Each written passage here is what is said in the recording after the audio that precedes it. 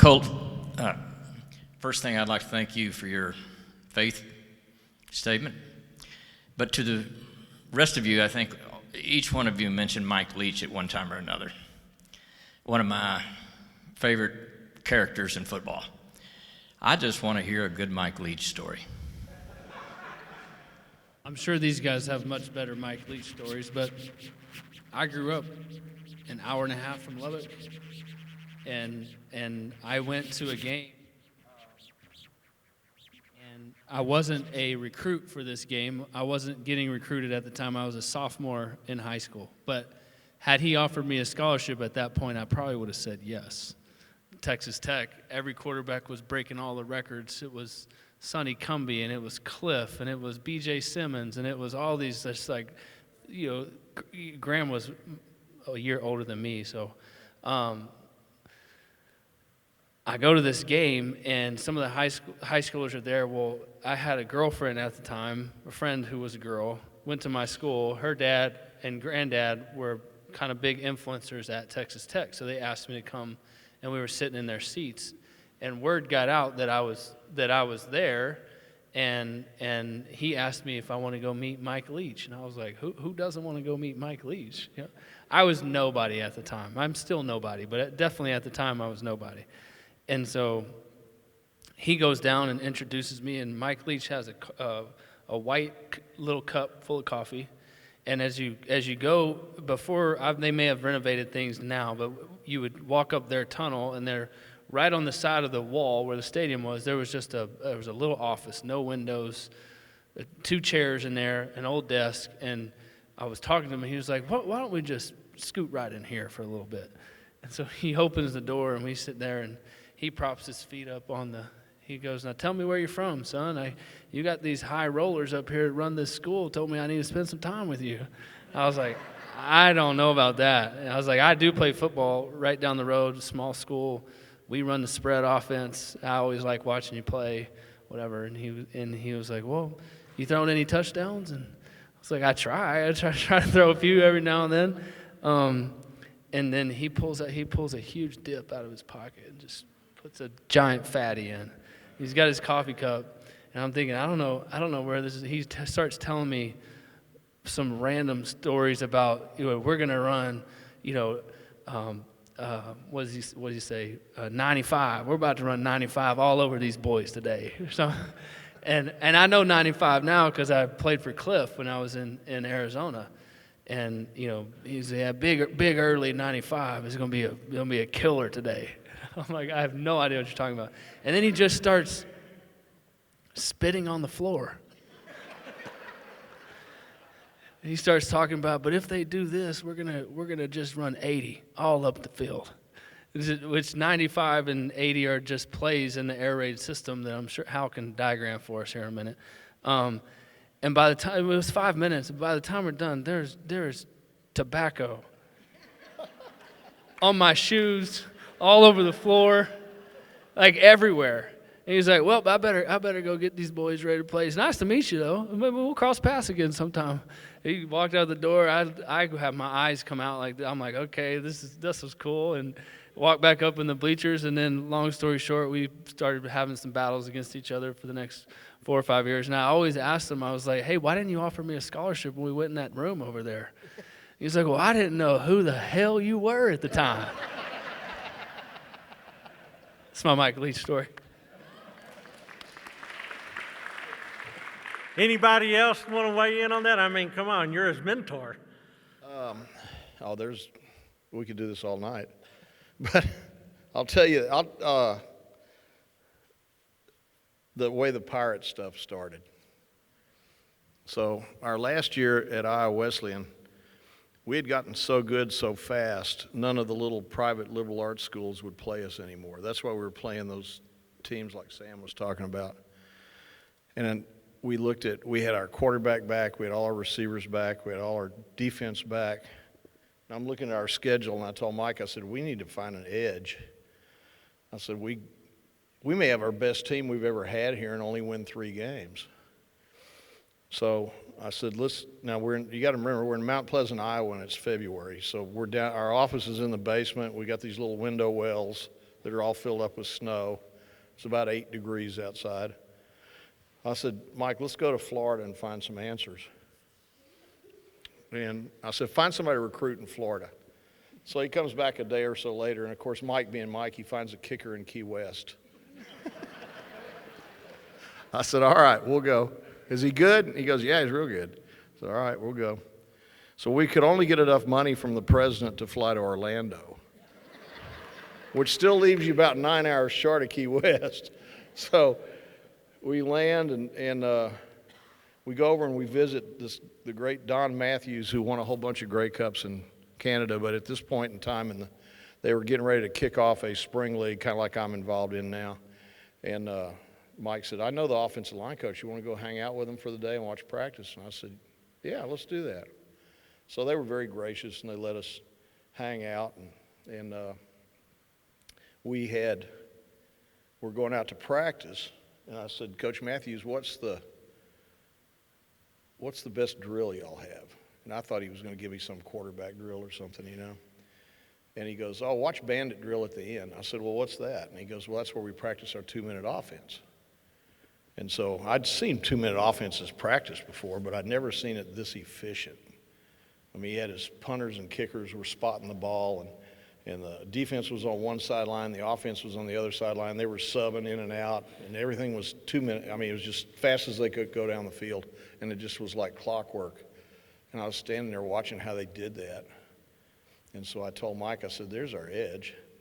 And he looks at me, he goes, we're going to do it all the time, aren't we? I go, yeah. It's not going to be our 2-minute offense, it's going to be our 60-minute offense. So anyway, we made the rest of the trip, and we stopped off, saw Dennis Erickson at Miami, and recruited some guys. And we get to Key West, we recruited the kicker. The Fighting Conchs only have one field. Obviously, it's Key West. They don't have a lot of land. But the football field becomes the baseball field in the spring. So their goalposts were down. They didn't have any goalposts. So we put this kid about 2 yards in front of the pitcher's mound. I said, see if you can kick it over that backstop. He had a backstop about as high as these walls. And he knocks it over. So I made him move up 2 yards. See if you can do it again. He did it again. So he did this like all the way to like halfway to home plate, and he's still kicking it over. He gets it up. So I said, yeah, we're going to give you a scholarship. You want to come to Iowa? And he goes, yeah, I do. So we recruited Steve Leonard right there, and he came, and he was great. So on the way back, I'm feeling pretty good about everything. I think we can maybe, put in this fast offense and get some wins out of it. And I looked at Mike, and I said, have you ever been to Charleston, South Carolina? He goes, yeah. I said, I have too. I said, I really like it there. I said, I think the Citadel is going to open up, and I think I can get that job. You want to go to the Citadel? And Mike looks at me, and he goes, I don't want to play Army. I said, what? He goes, those schools like that, VMI, said all of them, they're just playing Army. They're not really in the Army. He said, they're just marching around every day. He said, I don't want to do that. I said, okay, what would you want to do? And boy, that was a mistake. So it's about 2 hours further down to Orlando's airport so we can fly back to Iowa. And the entire 2 hours, I heard how Mike had planned out how he would have pirate school. If I was going to have a school like that, we would train on pirate stuff.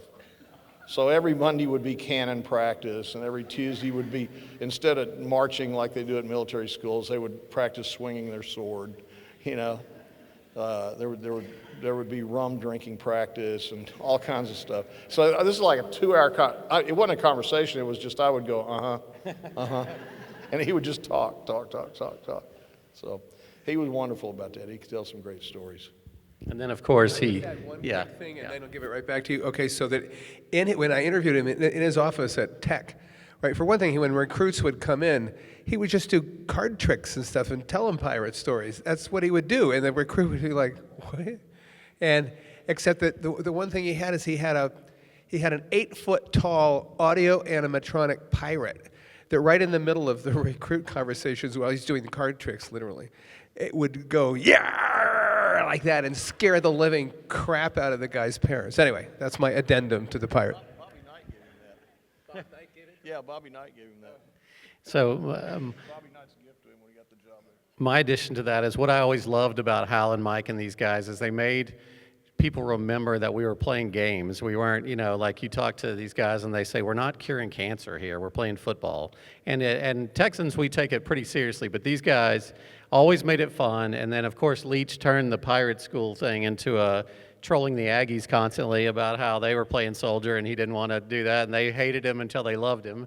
And so my version of that is every time I would talk to Mike, which wasn't enough, he loved to just, I always told Hal, they were a great combo because Hal was brilliant, but Hal knew he was smarter than everybody else, and Mike just distracted everybody until they quit asking questions because he would just have these soliloquies. So he would always employ that with me. If I called him, he would just start saying, "You're the one from Kilgore, right? Somebody told me you're from Kilgore." And I'd say, "Yeah." And he'd say, "I always liked recruiting Kilgore because kids from Kilgore never got homesick."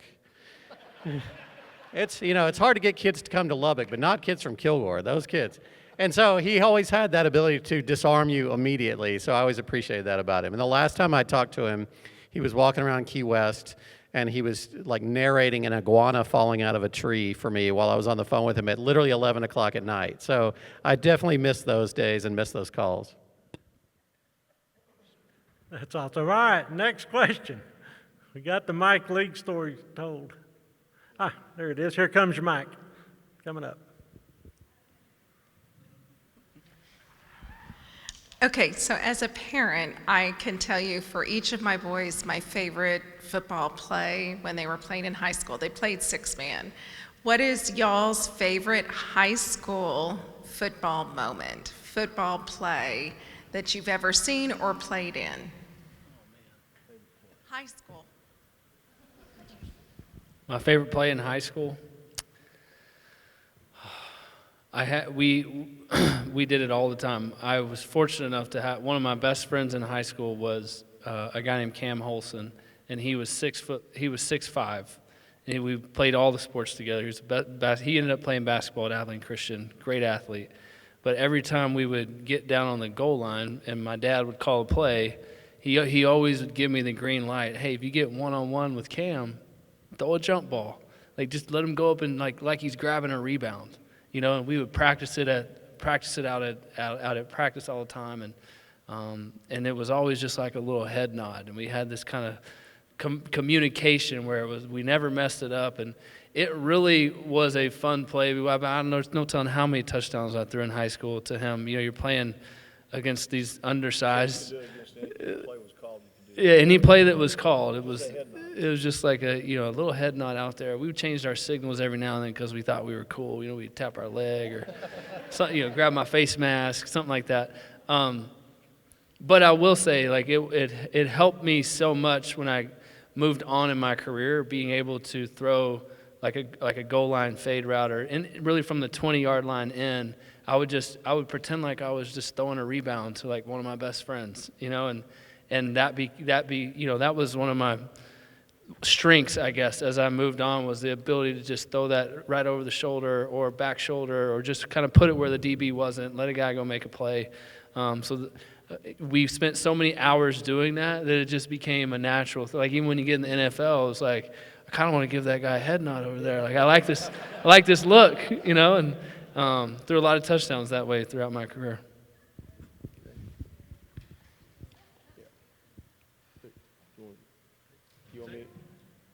Same question for you, Hal. Well, it kind of goes along with what Colt's saying, because our favorite play, when I got the job at Copper's Cove, I had all these kids, their parents were at Fort Hood. And so I would have them for the 7th and 8th grade, and then they'd get toured out to Germany, and I'd get them back when they're getting ready to be seniors. So I wanted an offense so simple that I could say it in less than 5 words, and I wanted it to be so simple that those guys would get it really fast. Because when I got them back, you had maybe 1 or 2 years with them. So our 4 verticals play, where everybody goes long, we just said we're going to call this 6, because that's what you do in the backyard, right? You tell your guys to go get 6. And so it's still that today, and that's what Mike called it too. So that's our favorite play. I don't know that I have a favorite play. I know that my first 2 years of when I was probably 18, I started getting excited about wanting to do this and covering high school football, and I covered the West Rusk Raiders in New London, Texas for 2 years, and they didn't score a touchdown in district for one of those years. And it's really hard to write a story every year, every game when this team doesn't score a touchdown. So I think it's probably the game where they finally scored, and I got to write about it. Okay, I have one play. There's one play, the one holy apostolic, what did I call that play? Anyway, it's a play that Hal perfected. It existed before, but I devoted an entire chapter for it. I said, I want to know, because these guys, they had unstoppable plays. You couldn't stop them. I mean, you could beat them, but you couldn't stop them. That was the problem. So I said, Hal, give me one unstoppable play, the best one. And Mike would have given me 4 verticals, 6, but Hal didn't. There's this thing, and again, you'll have to read my book to understand exactly how it worked, but I do show exactly how it works. It's called mesh. And what basically it is, I mean, if you had to say, is it's 2 receivers cross about, 8 yards deep, Hal? 6 yards deep in the defense, and they cross. It's mesh. They mesh. Okay, but what I describe it as, and I finally figured out what it was, so in the old configuration of football, in the old kind of run-dominated game, the middle linebacker, the Dick Butkus, was the king of the roost. He ruled, right? I mean, that was the thing you had to get through. And the idea behind Hal's mesh was basically, and it was so brilliant, it was to take that middle linebacker and isolate him. Take every one of his little buddies away from him. Take the safety away. Take the outside linebackers away. Take them away, and isolate him. And this is technical how it's done, but it's done. And all the other people are going to be removed from him. It's like an antelope being separated from the herd by the lion, right? And now that we've got him separated, standing back there, the Butkus guy, right? Now Hal's going to run 2 meshing across right in front of his nose. And so he has the choice. He can choose the means of his destruction. Would you like to be destroyed? Would you like to go this way? In which case if you want to go this way, no, he'll just stop and sit on grass and take the pass. Anyway, it is an absolutely brilliant play. It is still, I don't understand football nearly as well as these guys do, but I can still see the Patriots, I can still see a mesh. I can actually, it's a play that I can go, hey, that's mesh. It's just beyond cool, partly because it went at the center of the traditional defensive power, neutralized him, and then humiliated him. It was great. Wow. I think you had some passion there, too. Oh, we got another question over here on the right. For the longest time, I wanted to blame Tom Luginbill for the worst football game I ever had to cover as a sports writer. But now I can blame Mr. Mumme for that because at the time in 1991, I was a young sports writer, and I endured the team that I was covering was not very good, and they ran the ball a lot. So the games were about 2 hours long on the button.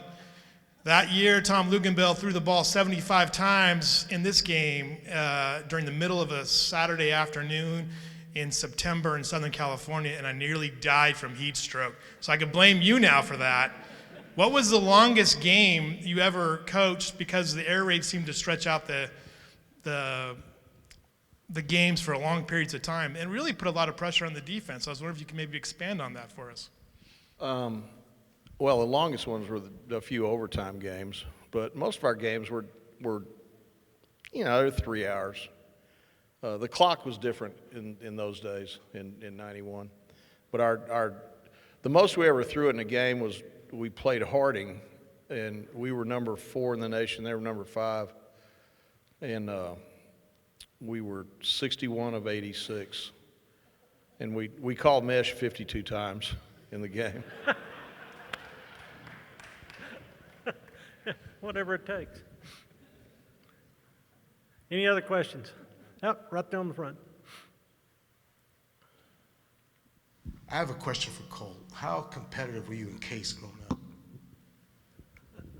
I dominated him his whole life. We were very competitive. Case is 5 years younger than me. I have a middle brother who's 20 months younger than me, and so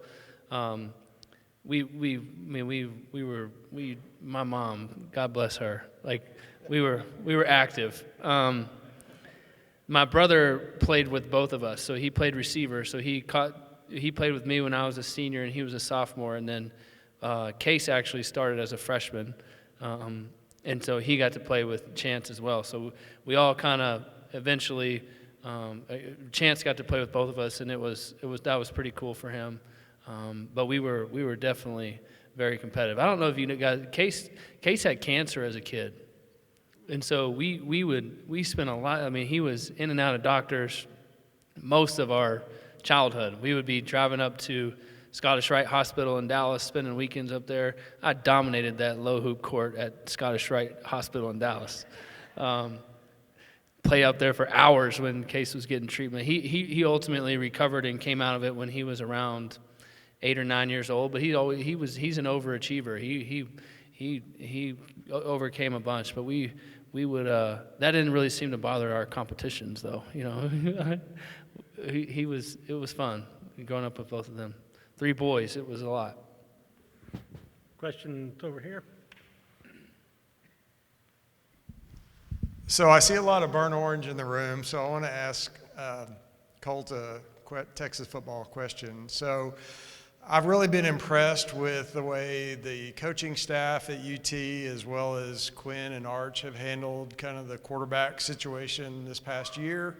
And I'm really excited about next year. And I kind of feel like from a distance, if I squint just a little bit and look at Arch Manning, I see a little bit of a young Colt McCoy there. And I'm just really a little bit interested in your thoughts. If you know Arch very well, what your expectations are for the program with him taking over. Yeah, well, I mean, Arch is already bigger than me. He's got a good last name and a good pedigree. He's going to be just fine.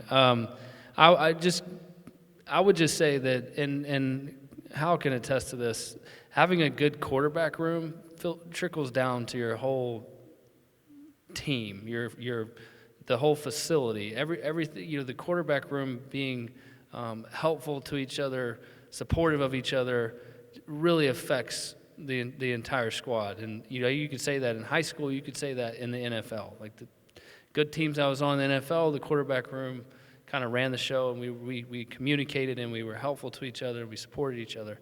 I think Coach Sark has done a phenomenal job of building a quarterback room and culture that is permeated down through the whole team. You know, Arch's support of Quinn, you know, riding the bench, he could probably play anywhere he wanted to play, right? And you know, Quinn being able to sort of handle that and navigate those waters. I mean, if you play quarterback at UT, the guy behind you's going to be a 5-star, and he's going to be good, and he's going to be strong, and he's going to be a good player. Like you got to be able to handle that and handle the pressures and the expectations of playing at UT.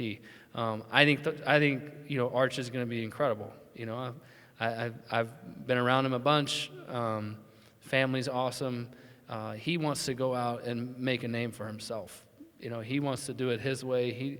He knows that his family is a football, you know, legendary football family. But I think Arch is a little bit different. Arch is a good athlete. Arch is big and strong and physical. He can throw an accurate football, but he can make plays with his legs. And I think, you know, this day and age, you got to, playing quarterback, you got to be able to move a little bit, unless you're running the air raid, you know, unless you spread them out and chunk it deep every time, you know. But I think Arch is going to be just fine, and I really think kudos to Coach Sark for, you know, understanding that. He played quarterback. You know, he knows the importance of that room, and being able to handle, you know, there's a lot of stuff going on. I mean, Quinn going to the NFL, people have been clamoring him for years. So, you know, I thought they did a really nice job, and I think Arch is certainly ready to take the reins. Dave, do you have any insights on that? I mean, this is your bread and butter. I mean, other than, yeah, the real expert. No, I think it has been fascinating to watch. You know, it's they've done a really great job of publicly supporting each other, and I don't think, everyone takes that at face value. It is what it is. I think it's, they seem to really enjoy the dynamic there, and it's been really fun to watch. I mean, that's what's funny about this, right? When I told you when I left ESPN from Connecticut, came back to Texas, when my boss asked me if I wanted to be a writer, because they wanted me to move back to Connecticut to be an editor. I wasn't going to do that. And so they said, "Do you want to be a writer?" And I said, "I'll give it a shot." And she said, "Well, they can't all be Texas stories." And I said, "Well, I mean, we'll see about that." A lot of people here that care. I saw that story recently that came out that they did a study and there was an alarming number of young men that said they thought about the Roman Empire every day. And I thought it was a hilarious study, and I thought that's the beauty of my job is everybody down here just spends their whole day wondering about what if Colt hadn't gotten hurt. So that's the way it works here. It's everybody's excited. Everybody, it's hard to keep the excitement. I remarked to somebody the other day, if you go to Tyler's, the clothing store in Austin, there's like the Willie Nelson shirts, and there's the Lone Star Beer shirts, and there's the Keep Austin Weird shirts, and there's the Don't Mess with Texas shirts, and then there's the 16 jerseys with Arch's name on them. And it was like, and it's been that way for 2 years, and it's crazy to me. So, I think it's going to be fascinating. He obviously has lived with that pressure his whole life, but it's going to be really fascinating because people have already anointed him the Heisman favorite. They've already anointed him all these things, and he seems to be a really humble guy who's handling it really well. Great. Any other questions? We had some over here in the middle. Yeah. Colt, was wondering how you're enjoying the broadcast booth. Oh, it was fun. Broadcasting is hard, and it's a lot of travel. And so I think I'll continue to do some of that. I really appreciate NBC for giving me an opportunity to kind of explore that. I think I got better and better as the year went on. But it's just, I got 4 little kids, 9-year-old, 8-year-old, 6-year-old, and 3-year-old. And, this is my first year out of the NFL, being retired. And, it was a road game every week. I would leave on Thursdays and come home on Sundays, and my wife would look at me like, are we retired? What are we doing? And there was no home games when you're a broadcaster. So we'll see. I mean, I do enjoy the game. I enjoy talking it. I had a great time. In that business, you're really all in, or you're kind of, the producers want you to, they want me to go for the next 30 years, and it's like I don't know if I can. I didn't shoot a deer this year, so it's like I didn't get to do the things that I wanted to do when I retired, but I did enjoy it. So I'm kind of right in the middle. If that makes sense.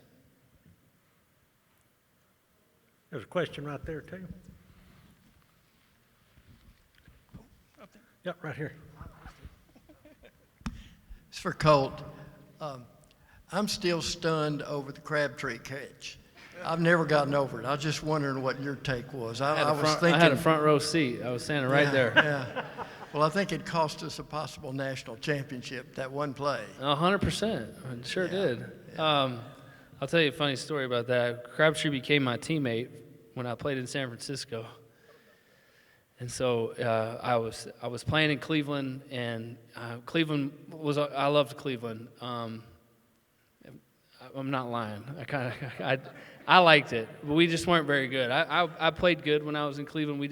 We couldn't get over that winning 6-game hump. I played three different head coaches. We had an ownership, 2 owners in 3 years, and the guy who bought the team now I'm very close with, Jimmy Haslam, great guy. He for his first day on the job, I was sitting in his office, and I was like, "Look, I'm all in for the Cleveland Browns if you want me to be here, but if you don't, I'd love a fresh start. It's been hard." I said, "But I'm here, and I want to play for you. And if this is," and he said, "I'm not going to make any decisions on this football team this year. I'm just going to watch for a year. I'm not going to make any big changes. I don't know what I'm doing yet." And I was like, "If that's fair enough, then I'm a Cleveland Brown." Well, he sends me a message late that night. Says, "Hey, you know what? Come see me in the morning." I said, "Okay." So first thing in the morning, I get there. I'm the first one in the building. I'm like, I can't wait for this meeting. If I got a chance to get out of here, this might work. So he says, "You know what? I thought about it last night. Like I followed your career at Texas. You're friends with a lot of the guys that I know, and I want what's best for you. And I don't know the state of the Cleveland Browns organization. I know you've been through a lot. I've got two teams that called me last night and they'll trade for you, the San Francisco 49ers and the New Orleans Saints. Which one do you want to go to? And I said, it doesn't matter.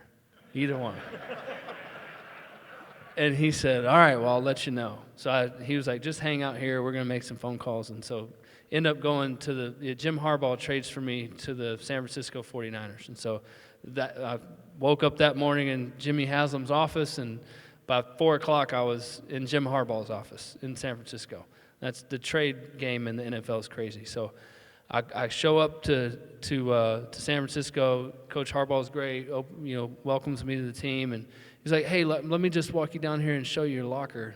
Lights were kind of dim, kind of off. I walk down to my locker, and he flips on the lights, and I turn around the corner, and it's Crabtree. And Harbaugh, he's a pretty funny guy. He puts my locker right next to Crabtree. And he goes, hey, I thought you might know this guy. Do you know this guy?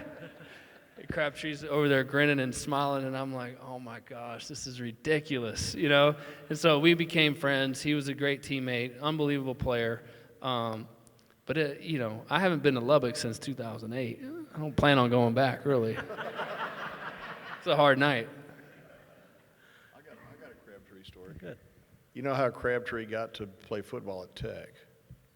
So he was ineligible. He was a quarterback in high school, but he came out. He didn't have his test score. So he gets into Tech, but he has to sit out for a whole year.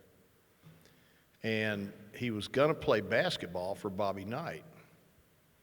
So he goes to Bobby Knight's office to see him because the year he's going to be eligible the next year. And he's sitting in the office, and Bobby has taken one of those basketball players in his office and just dressed him down, cussing him out, yelling. He can hear it coming through the door. And so Crabtree just decided, well, I guess I'll go see Coach Leach. Any other questions for our distinguished panel? We got one in the back there, okay? Well, Colt McCoy, what was your best touchdown in the NFL and college? My favorite touchdown in the NFL and in college. Oh man. I would say in the NFL, my favorite touchdown in the NFL. We were playing. Man, I don't know.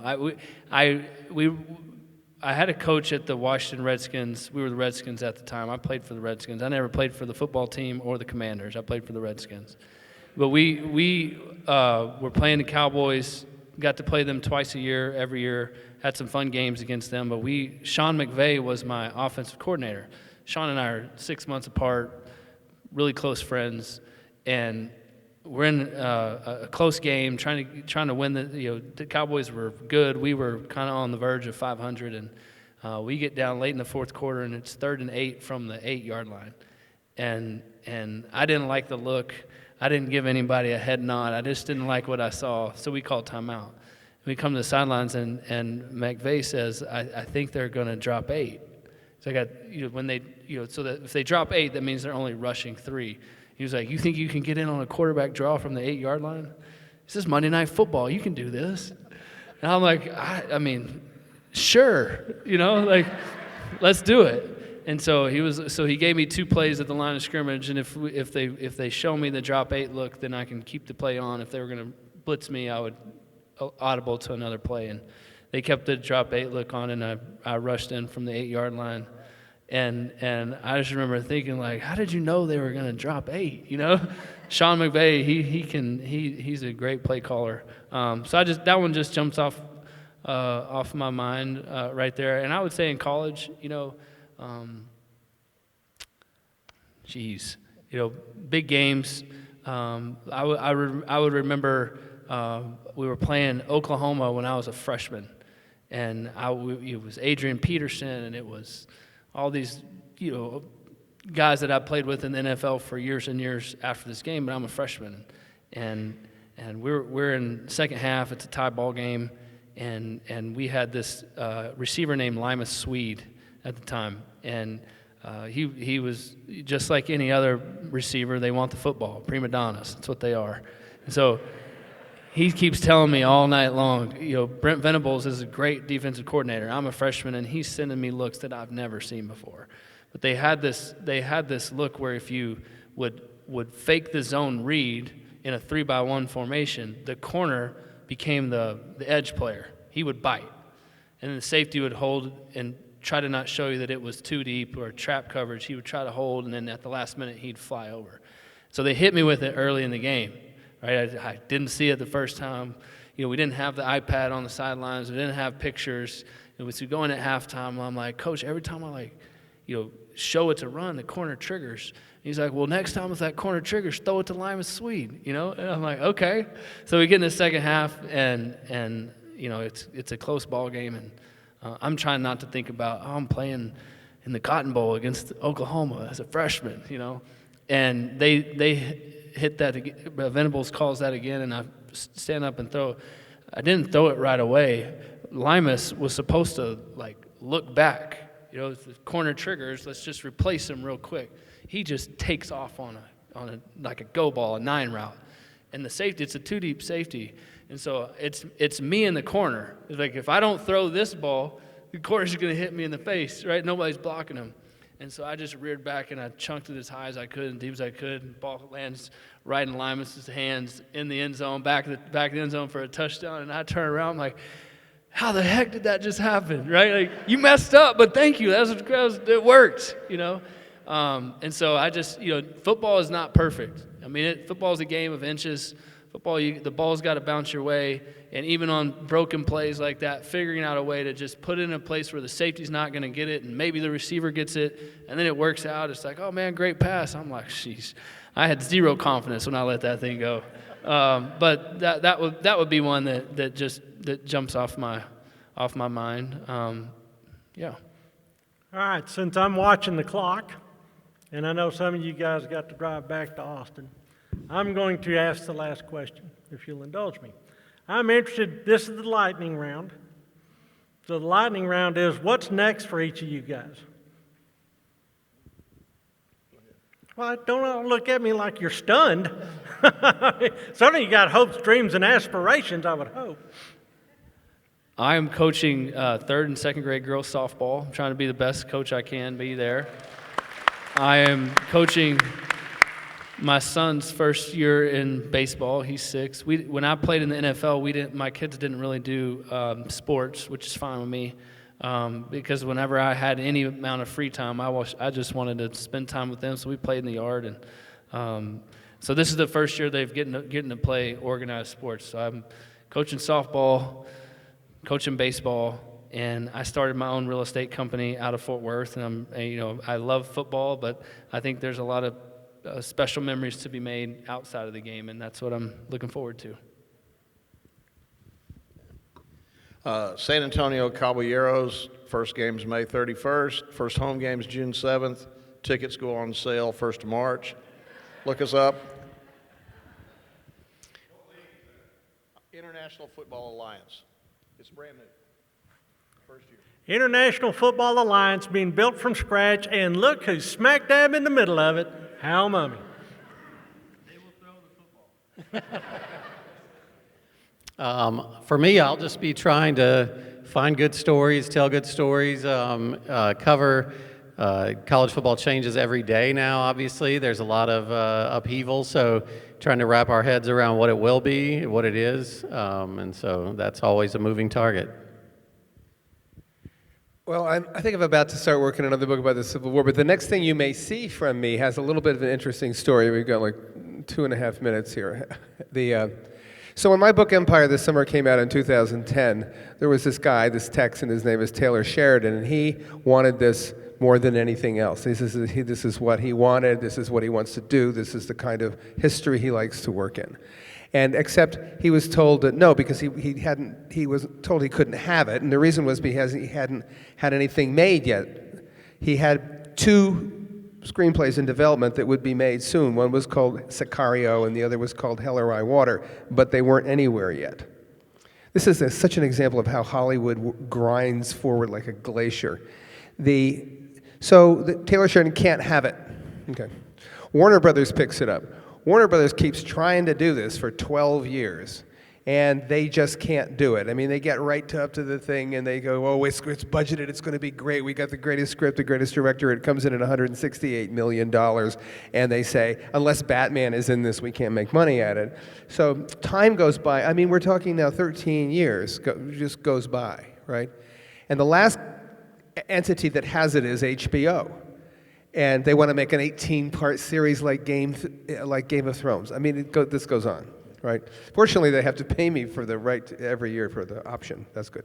But they're not getting it made. And so what happens is, in 2013, I guess it was 2013, HBO, for the first time in 13 years, allows the option to lapse. The option is what, whoever holds the option has the right to do it. And Warner Brothers and then HBO have held this for 13 years, and they haven't let it go. The option, HBO lets it lapse. My agent, Hollywood agent, who's a very smart guy, has this on Taylor Sheridan's desk 14 seconds later. Because this is the way they think. Because Howie, my agent, remembered that this guy wanted it that badly. I am on the phone with Taylor Sheridan 4 hours later. He's in Bermuda. I'm talking to his wife and then him, and we're doing a deal for four 2-hour episodes based on Lonesome Dove. Shot on the 4-6 ranches, a ranch with Comanches with subtitles and using all of Taylor Sheridan's own horses. So I think that may be the next thing you see from me. Well, I hope anyway. We'll see. We've been trying to do it for 14 years. So anyway. Well, this has been an entertaining bunch, and these people are all both part of the tapestry of Texas past and leaning into Texas future. Round of applause for our panel.